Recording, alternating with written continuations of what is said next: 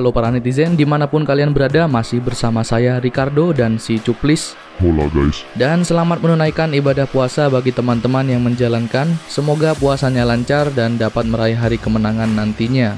Oke guys, pada pembahasan alur cerita film kali ini saya akan membawakan sebuah cerita tentang seorang yang semua gaya hidupnya bersumber dari profesinya sebagai copet profesional.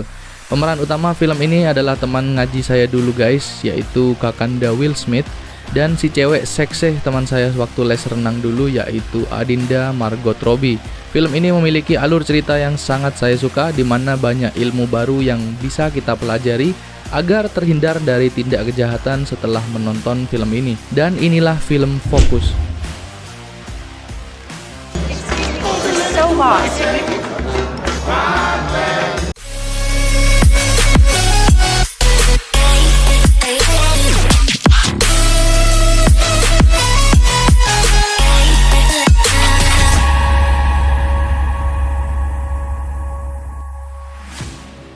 Film dimulai dengan ditunjukkan sebuah malam bernuansa romantis, dan ini adalah Nicky, pemeran utama film ini, serta Jess. Kok jadi keinget mobil ya bos? Hehe, bukan. Jess adalah penipu sekaligus maling ya guys. Malam ini dia terlihat gagal fokus pada Nicky yang sedang duduk sendirian di kejauhan. Di mata Jess, Nicky adalah seorang target yang ideal dan lebih banyak duitnya. Jess pun menghampirinya dan berakting seolah dia sedang dikejar laki-laki tak dikenal yang menggodanya. Dan tentunya laki-laki mana yang tidak senang kalau tiba-tiba ditemenin cewek secantik Jess, ya kan? Hahaha, pengalaman bos. Harapan aja sih. Mereka berdua pun ngobrol hangat dan tak terasa waktu bergulir semakin larut malam dan mengantuk. Tetapi yang terjadi malah mereka aduh. Ritual sebelum tidur. Yap, benar si Cuplis. Akan tetapi di tengah-tengah kenikmatan mereka itu tiba-tiba datang seekor nyamuk guys, dimana Jess bilang kalau itu adalah suaminya. Akan tetapi Nicky tetap tenang meski dia sudah ditodong, karena ternyata trik murahan mereka untuk mengambil barang-barang Nicky udah terbaca dari awal. Ternyata Nicky adalah seorang yang jauh lebih pro dari mereka berdua yang notabene-nya hanya pemain kelas 3 guys. Dan sebelum pergi, Nicky pun mengajari mereka agar berhasil di aksi mereka selanjutnya. Malah dipecundangi ya bos. Hahaha. Tapi ternyata Nicky di sini tidak benar-benar pergi guys. Dia mengikuti Jess dan mengajaknya ngopi tipis-tipis meski sudah larut malam. Yang kalau dilihat dari tatapan matanya, si Nicky tertarik banget pada Honda Jazz ini. Jess aja nggak pakai Honda. Kemudian Nicky mengajarkan sedikit trik pada Jess tentang cara mengambil sesuatu tanpa diketahui oleh pemiliknya. Ilmu ini memang ada dalam dunia nyata ya, dan pernah diperagakan secara live oleh Master Romy Rafael ya guys, di sebuah acara televisi. Betul kan? Betul. Nah kalau di saku sini, Perasaan gua nggak enak. ini nggak ada isinya. Namanya kalau nggak salah itu pickpocket gitu ya guys. Dan di sini sebenarnya banyak ilmu psikologi yang bisa kita ambil dari film ini guys. Makanya saya selalu merekomendasikan untuk nonton film aslinya. Oke, kemudian Nicky menemui sahabatnya yaitu Horst. Dan mereka berdua sedang merencanakan sebuah tempat untuk kantor barunya, di mana semua fasilitas harus tertata rapi agar tidak mencolok dan tetap beroperasi di luar pantauan aparat. Oke. Dan saat Nicky sedang sendiri, tiba-tiba Jess datang dengan menunjukkan dompet yang berhasil diambil dari kantong Nicky malam itu. Tapi itu bukan dompet Nicky bos. Itu emang bukan dompet utamanya, tapi karena Nicky tidak mau merekrut anggota baru, si Jess pun memohon pada Nicky agar diterima menjadi bagian komplotan kelas kakap tersebut. Sampai-sampai Jess menawarkan sebuah apem Inggris yang legit banget, tetapi Nicky pura-pura tidak mau guys. Sebenarnya pengen. Ya pengen lah, rezeki kok ditolak. Hahaha. Tetapi sebenarnya guys, Nicky hanya ngeprank. Si Jess akan diberi kesempatan untuk menunjukkan bakat nyopetnya itu. Dan tibalah saatnya. Mereka akan beraksi di sebuah acara festival yang jelas keramaian, dan Jess di sini diminta untuk berpakaian seksy yang tentunya untuk memancing mata pria agar lebih fokus pada pegunungan daripada gerakan tangan Jess. Dan di sini Jess tidak beraksi sendirian, dia didampingi oleh anggota-anggota yang sudah berpengalaman. Inilah aksinya. Dompet, lensa kamera, dompet lagi, jam tangan, cincin, dan dia pun berhasil membuat Nicky terkesan. Mereka pun lanjut beraksi di sebuah hotel dengan trik mengalihkan perhatian para tamu pada Nicky yang berteriak lantang seolah-olah mereka sedang bertengkar hebat. If you think for 1 second I'm gonna let your mother talk to me like that, you are crazy. Selain itu, anggota mereka juga tersebar di mana-mana untuk melakukan aksinya termasuk spesialis pemain poker, spesialis kartu kredit, dan si gendut Farhad, tukang bikin ATM palsu ini guys. Dia adalah sahabat Nicky yang paling dekat. Selain itu, Farhad adalah pribadi yang tanpa sensor, suka ngomong jorok dan terang-terangan bilang kalau ingin sama si Jess ini. Gue juga mau, bos. Lah, lu kira gua nggak mau? Dan cekrek, pembuatan identitas palsu untuk Jess sudah selesai. Inilah kantor pusat berkumpulnya barang-barang hasil copet itu guys. Semua barang ada di sini dan ada spesialisnya masing-masing. Jess sempat jatuh cinta pada sebuah liontin yang indah banget, tapi Nicky tidak membolehkannya karena dia tidak ingin mengambil resiko apapun.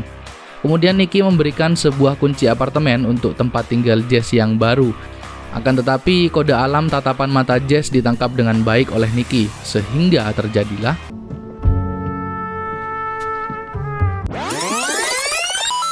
keesokan harinya. Jess beraksi bersama Farhad di sebuah acara pesta. Terlihat semua anggota tim sudah berada di lokasi, sehingga saat itu semua mata tertuju pada Farhad. Barang-barang bawaan mereka pun berpindah tangan dalam hitungan detik saja guys. Waspadalah kawan, waspadalah. Lalu kita ditunjukkan semua anggota tim Nicky berkumpul untuk merayakan perolehan terbesar mereka tahun ini, sekaligus menutup bisnis ini selama-lamanya. Pembagian uang pun dibagikan secara merata dan Nicky di sini mendapatkan bagiannya sebesar 1,2 juta US dollar atau setara hitungin please. 16 miliar rupiah, bos. Ya, dan seperti biasa, Jess dan Nicky menghabiskan malam mereka dengan cara selanjutnya, Nicky dan Jess mendapatkan tempat VVIP untuk nonton NFL. Ya, sedikit merayakan keberhasilan bisnis, gak apa-apa dong, foya-foya. Dan untuk membuat momen lebih seru, Nicky mengajak Jess untuk taruhan kecil-kecilan. Akan tetapi momen tersebut dicampuri oleh seorang yang kalau dilihat adalah orang dari Asia. Dia adalah Lee Yuan. Lee Yuan di sini ingin ikut dalam taruhan Jess dan Nicky, tetapi Jess mundur karena dia kurang memahami tentang football. Dan Lee Yuan membuka taruhan sebesar $1.000. Wah. Dan Nicky memenangkan taruhan tersebut tentunya. Tetapi Lee Yuan semakin menjadi-jadi guys. Kali ini dia bertaruh $5.000. Dan kali ini Nicky kalah guys. Dan $5.000 bukanlah jumlah yang sedikit ya. Kira-kira hampir 70 juta rupiah hilang dalam sekali kedip. Bukan main. Dan saat Nicky sudah mulai kesal dan ingin pergi saja karena dia kalah, Lee Yuan merayunya agar dia kembali bermain. Ya, suasana udah mulai panas gitu, ngapain lu berhenti? Harusnya sih lanjut terus, gitu yang ada dalam pikiran Lee Yuan. Ya kalau dipikir-pikir Nicky ada benernya karena udah berusaha menghindari kerugian yang lebih besar. Tetapi namanya juga gambling, saat kalah kita ingin menebus kekalahan dan saat menang kita ingin terus melanjutkan. Udah hukum alam sih, jadi nggak heran sama para pejudi. Dan Nicky pun lanjut bermain dengan taruhan $10.000. Kalah, bos. Yap betul, Nicky kalah lagi.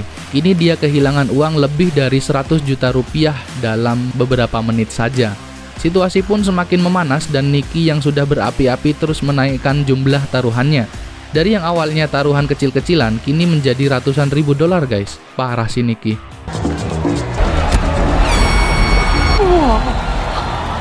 Dan habislah si Nicky.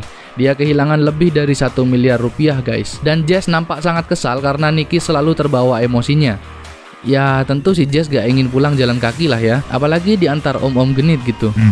Tapi pada akhirnya taruhan berakhir pada 2 juta US dollar atau sekitar 25 miliar rupiah. Dimana Nicky meminta Lee Yuan untuk memilih nomor pemain di lapangan secara acak. Dan Nicky bilang kalau Jess lah yang akan menebak nomor tersebut.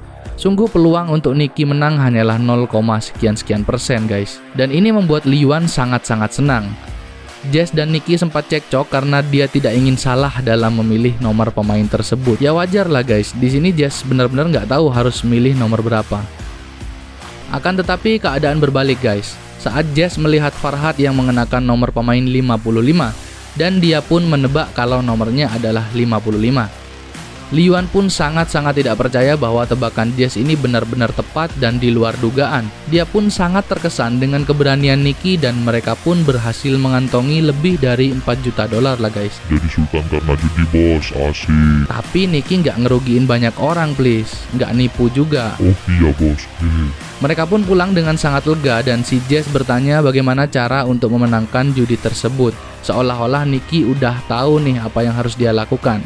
Kemudian Nicky menjelaskan bahwa Liyuan adalah seorang pejudi Asia yang sangat kaya raya, dan Nicky sudah menargetkannya sejak awal dia menginjakkan kakinya di Amerika. Nicky membuat Liyuan setiap saat melihat angka 55.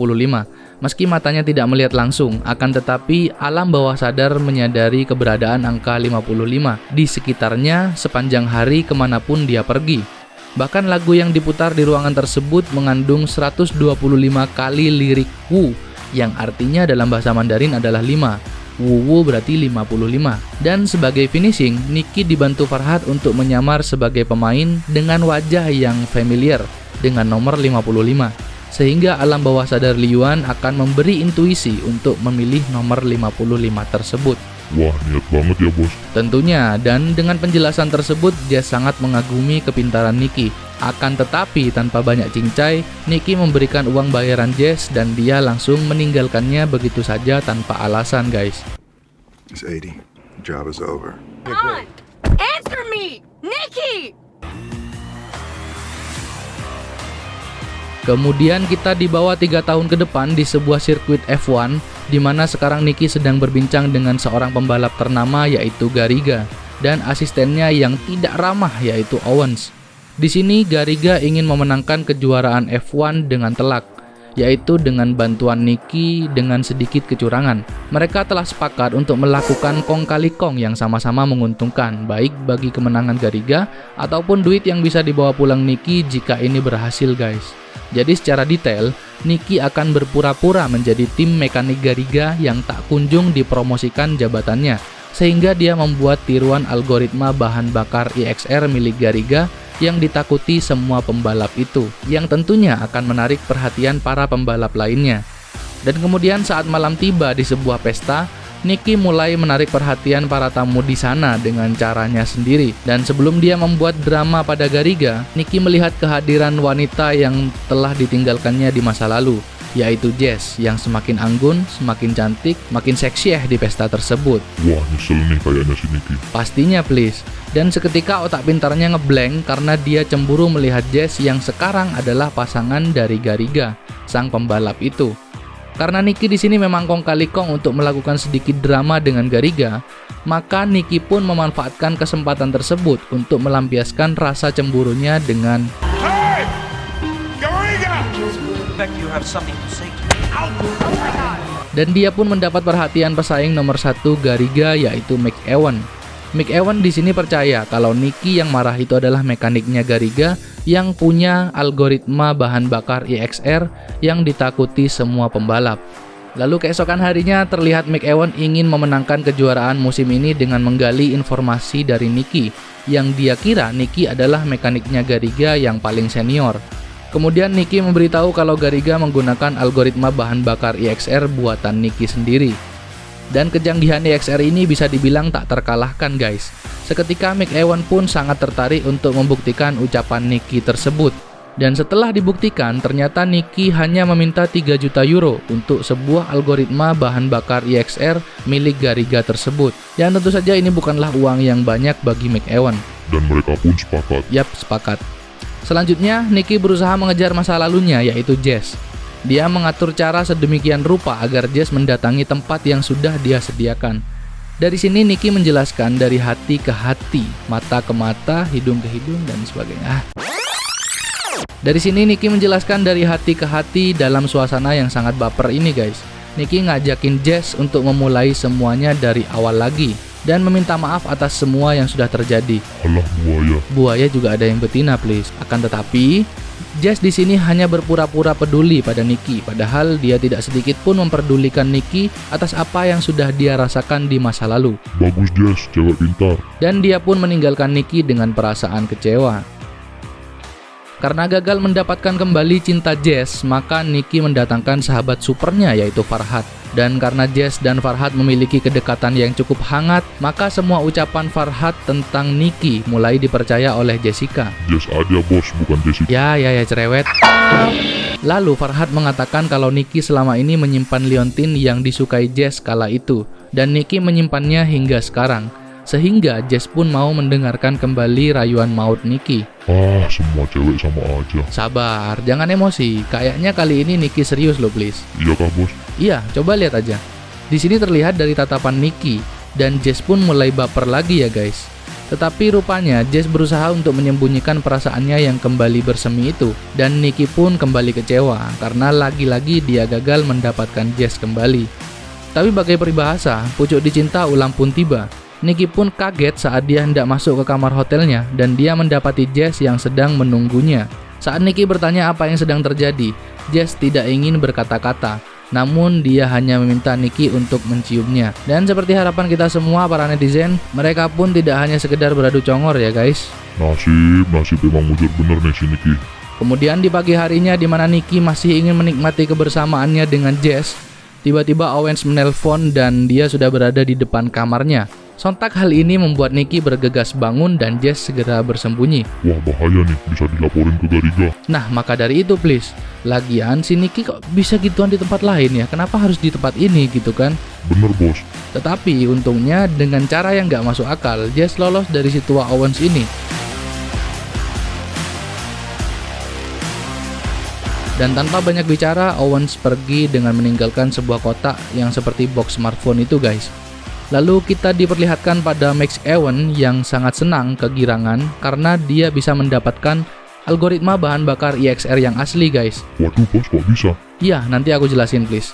Dan tanpa ragu-ragu dia memberikan 3 juta euro pada Nicky sesuai kesepakatan. Akan tetapi, si licik Nicky ini menduplikasi algoritma tersebut serta menjualnya ke semua pembalap yang akan bertanding musim ini. Dan Nicky berhasil membawa uang sebanyak 27 juta euro atau kalau dirupiahkan berapa please? Kurang lebih 420 miliar bos. Hampir setengah triliun rupiah ya guys. Dan singkat cerita, saat Nicky dan Jess akan melarikan diri dari negara ini, tiba-tiba dia dipergoki oleh salah satu kaki tangan Gariga, dan mereka pun dibawa ke sebuah bengkel mobilnya Gariga. Kini Gariga tahu kalau senjata andalannya telah dicuri dan dijual ke semua orang oleh si busuk Nicky. Tentu saja Gariga sangat murka karena sebagai pembalap nomor 1, reputasinya telah dihancurkan begitu saja oleh Nicky. Tak cukup sampai di situ, Gariga mengancam akan mencekik Jess sampai koit jika dia tidak menceritakan secara detail bagaimana cara dia mencuri algoritma bahan bakar EXR itu yang pada dasarnya telah diproteksi dengan keamanan setara militer oleh Gariga.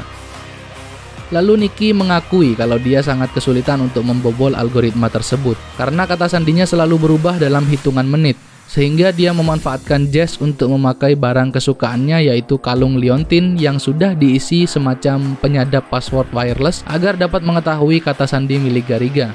Dan dalam hitungan detik, algoritma itu pun dapat dia copy paste ke dalam laptopnya sendiri dan menjualnya ke semua orang demi keuntungan pribadi. Keren banget sih Nicky. Dan mendengar kalau dirinya lagi-lagi dimanfaatkan oleh Nicky, Jess hanya menangis kecewa. Jancuk kon Nicky. Sabar puasa. Sabar. Sementara Nicky mengoceh dan ngata-ngatain Gariga, Owens seketika mendor Nicky karena banyak bicara. Akan tetapi bukannya senang, Gariga malah ketakutan karena dia tidak ingin karirnya semakin hancur karena terlibat dalam insiden ini. Dia pun pergi dan meminta Owens yang membereskan semuanya. Dan saat Gariga telah pergi, ternyata Owens mengungkap identitasnya kalau dia juga berada di pihak Nicky.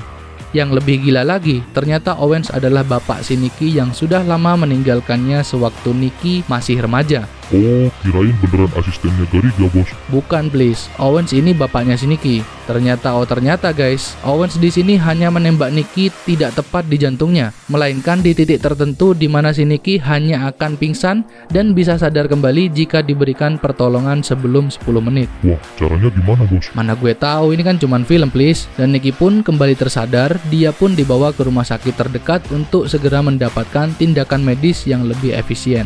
Film ini pun berakhir dengan happy ending untuk Nicky dan Jess dan Owens juga. Dan kami sangat berharap ada kelanjutan film ini di masa mendatang karena film ini tidak hanya menyajikan hiburan, akan tetapi juga membuka wawasan kita untuk mengenal banyak hal.